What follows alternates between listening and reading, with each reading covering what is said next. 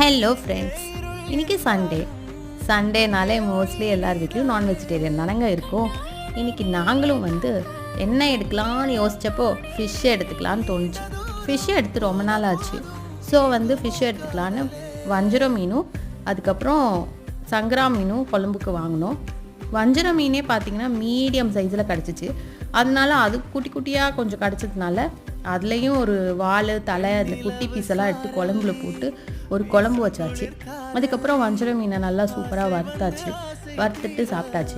இந்த குழம்பு வைக்கிறதுக்கு முன்னாடியே பார்த்தீங்கன்னா என் ஹஸ்பண்ட் வெஜிடேரியன். ஸோ நான் அந்த மீன்லாம் போடுறதுக்கு முன்னாடி குழம்பு கொஞ்சம் எடுத்து வச்சுட்டு எங்களுக்கு மீன் போட்டுட்டு ஃபிஷ் ஃப்ரை பண்ணி சாப்பிட்டுக்குவேன். இன்றைக்கி நல்ல ஒரு ஃபிஷ் ஃப்ரை அண்ட் ஃபிஷ் குழம்பு வச்சு சாப்பிட்டோங்க. உங்கள் வீட்டில் என்ன சாப்பாடு இன்றைக்கி? பாய், நாளைக்கு பார்க்கலாம்.